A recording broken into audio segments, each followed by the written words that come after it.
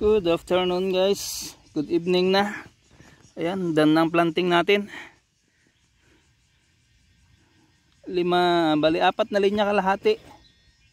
Yes, itong 4 kumpleto, yung isa kalahati yung ito. Ayan. So, ayan naman, patutubigan natin. Ayan o. 5 linya yan, pero yung isa kulang. So yung next na punla maliliit pa, patubo pa lang. Ito yung unang pinunla ni Mrs. to rin yung tinanim ko. So naitanim ko na lahat. Yan, medyo lanta na. Dahil mainit kanina tanghali, umulan konti, then umaraw na naman mainit. So patutubigan na natin.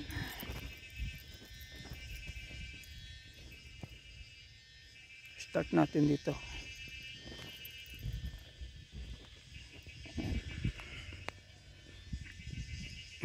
Ayan. Last size na. Pero maliwanag pa oh. Maya pa mga 6:30 o 6:45 ganoon ang dilim dito. So open ko lang yung water pump.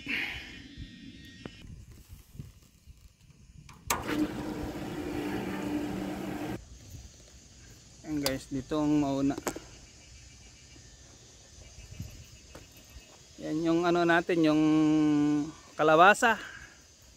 Nilagyan ko na ng side dressing kasi magpapatubig tayo sa beans.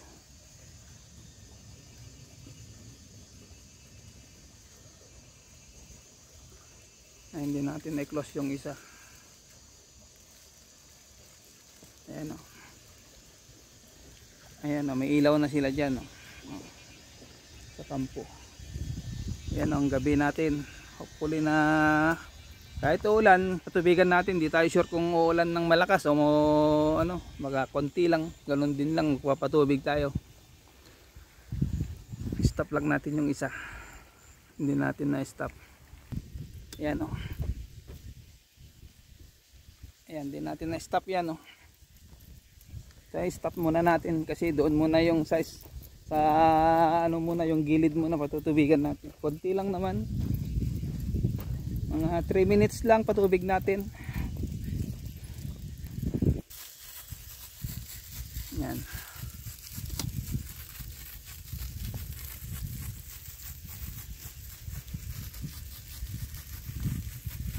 Yan ang patubig natin. Ayan o, may pataba na yan. Yung sobra nating ano, nilagay doon sa ano noon, sa patola. Isang sako yan, nilagay ko na dyan sa kalabasa. Parang medyo barado yung pangsipsip ng tubig ng water pump natin. Stop ko muna tong isa. Yan, para yan dalawa na yan o, yung gilid. Yan guys, katatapos lang ng tanim natin. Ayan. 1, 2, 3, 4, 5. Ito kalahati. Yan, 4 kalahati dito sa dulo. Tutubigan ko yan lahat. Yan guys oh, maganda ng puwersa. Kasi yun, ganun talaga pag medyo unang sip-sip nya. Siyempre matagal na hindi nagamit. Dahil pa na yung ulan sa gabi, then ngayon nagtanim tayo, siyempre kailangan patubigan. At medyo lanta. Pero 3 minutes lang. So lipat na natin dito. Hindi lang natin makunan lahat. Kumbaga kinakat-kat lang natin sa bago lipat natin, mga tig 30 seconds o 1 minute lang. Then stop, then mamaya tutuloy natin ulit ganun. Hindi natin pwedeng kunan lahat yung 3 minutes na yan, mahaba yan. Gagabihin tayo.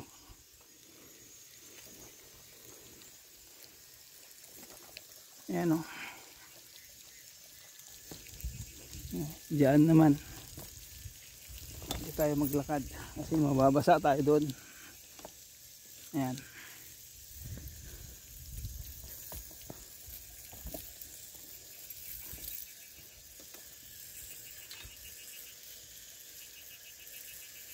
ang patubig ng doon. Ayan.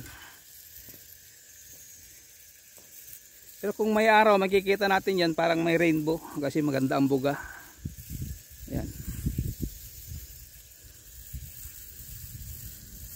Kita yung guys dito medyo tuyo. Yan kasi yan.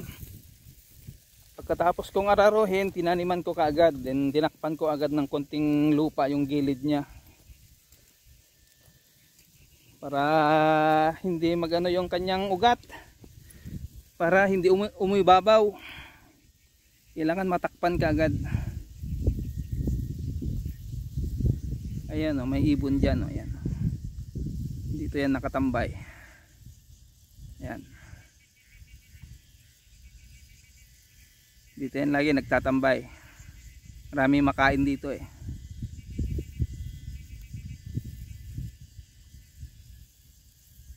Lipat naman natin dito saglit.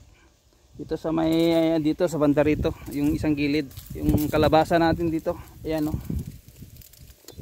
Yan hanggang dyan din kalahati, kulang pa kalahati. Mamayang gabi kung ano, kung darating yung order namin, kukunin namin, tatanim ko bukas ng umaga.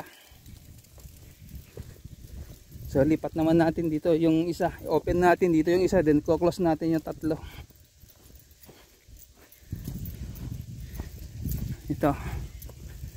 Ito open pa rin natin to para dito oh, sa last lane na to.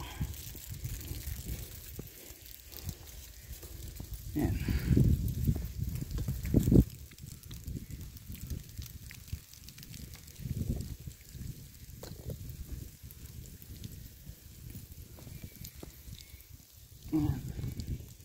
Ayan yung ibon o, ayan.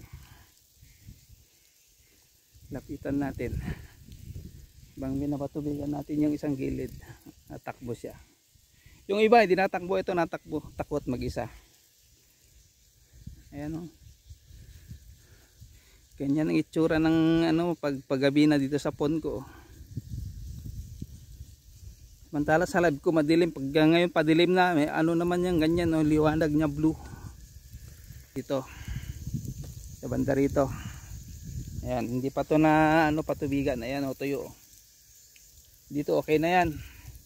Kung hindi ulan na mayang gabi, kung makuha namin yung itatanim ko doon na kalahati, patutubigan ko rin to bukas ng 3 minutes.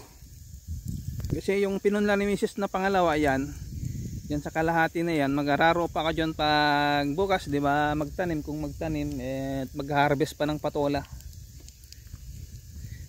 Yung patola naman natin, okay yung presyo, 30. Diyan sa ano, dito naman ang patutubigan ko mamaya dito. So guys, lipat na natin dito at tayo pauwi na rin. Yan.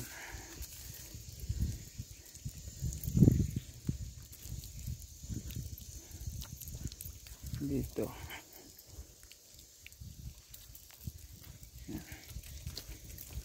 Dito, di na natin i-open kasi kalahati lang naman yan.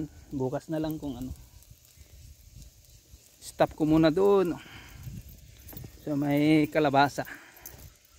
Okay yan, mabasalag ng konti yung nilagay kong pataba. Then bukas, tatakpan ko ng lupa yung ano, yung gilid-gilid niya, pero ano lang, yung mano-mano, hindi na yung ano. Yan, no, takpan ko lang konti. Kasi may tumubo ng mga damo, mga baging ba, yung lanot.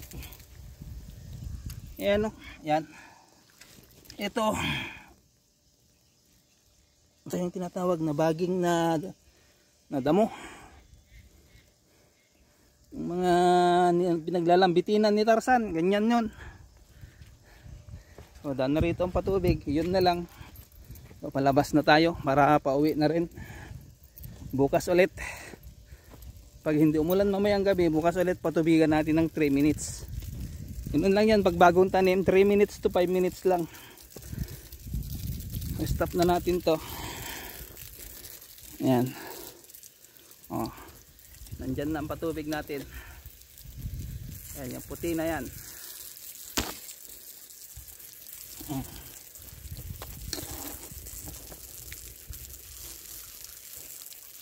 Ayan siya. Ayan.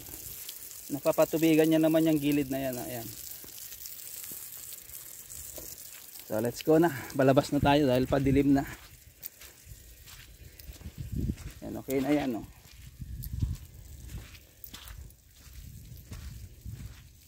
Yan. kung uulan man, at least ayan oh, may pinakakanal na. Ayun, medyo mataas na ng konti. Kasi pag nag-overflow yan, ditong bagsak sa amin.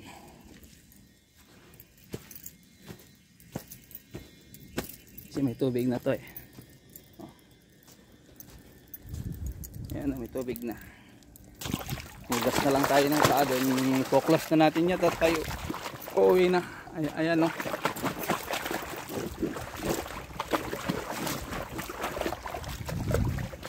Ayan o. Nakailaw na yung kusina nila. Ang bago-bago ng ulam nila. Isda. Isda saka adobo yung ano nila. Pritong isda saka amoy adobo eh. Ayan guys. So hanggang dito na lang. Tayo uuwi na.